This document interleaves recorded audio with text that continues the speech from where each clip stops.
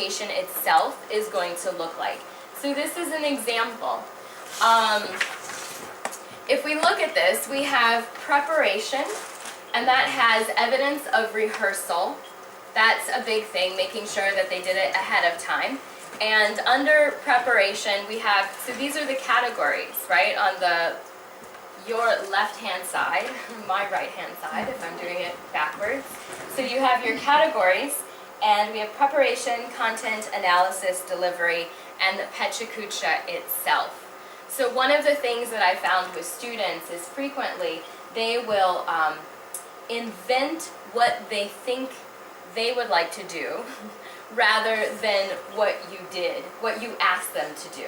So for example, in papers, what that might look like is they would have 2 pages, but they would change the margins.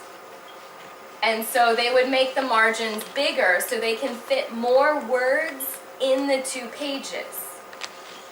Or they would make, if they had too much to say, that's what they would do. If they had too little to say, they might take one of the bigger fonts. So this is in Times New Roman. And they might, no it's not, this is not Times New Roman, this is more like Arial. But instead of using one of the fonts that is smaller, they would use a bigger font. And so it would look like they wrote all the words they were supposed to write, right? So that's why at the bottom here, they do the same thing with presentation.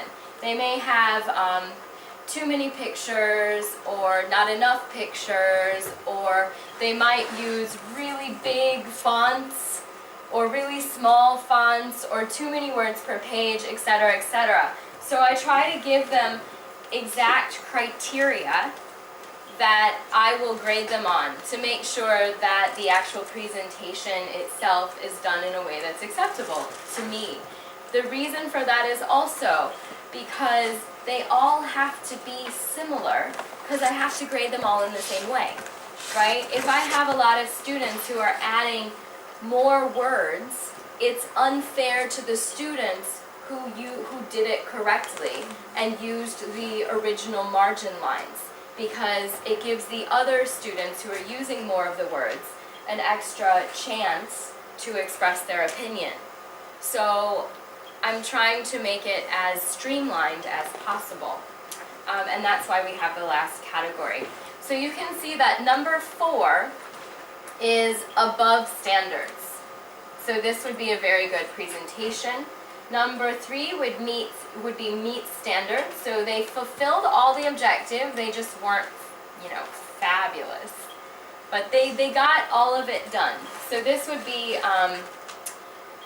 number 2 is approaching standards. So maybe they didn't fulfill all of the objectives, maybe they didn't really synthesize or analyze the information, or maybe they didn't, when they were doing the PechaKucha, state where the information came from.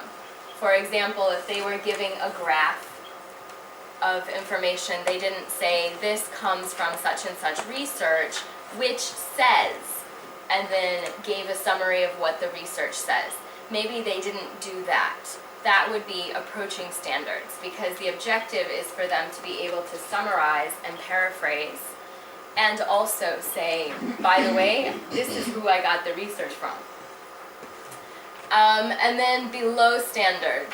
So this is just not meeting the standards at all. Frequently, and maybe it didn't get copied, but I also have a 0.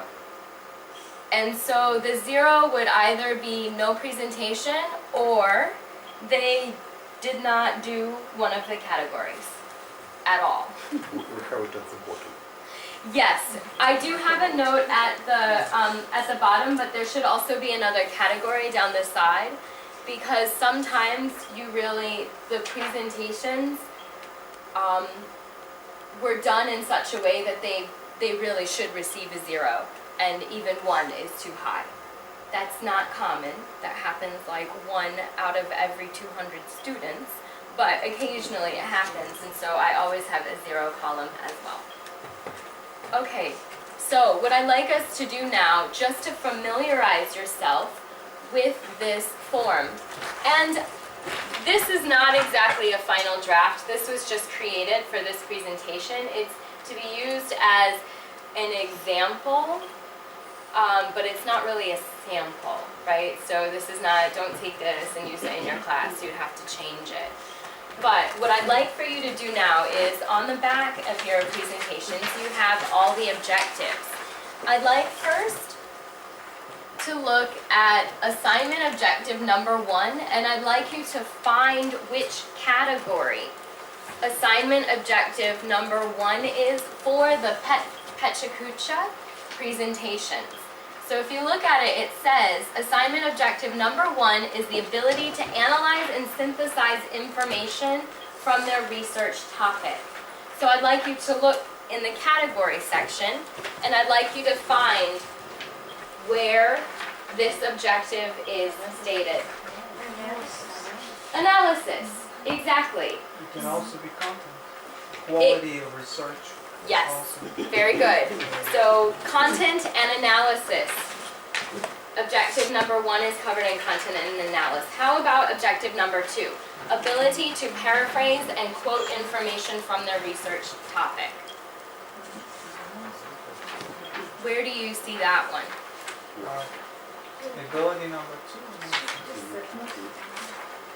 2. Okay.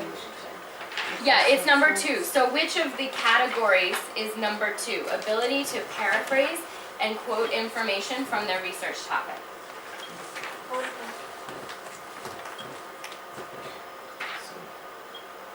That's right. So it's also in content. Okay? So we've got number 1 and number 2 for the assignment objectives. What about number 3? Where do we see ability to communicate information about their topic in a clear, logical order? Where is that measured? Delivery. Delivery. Transition. Okay, within the transitions.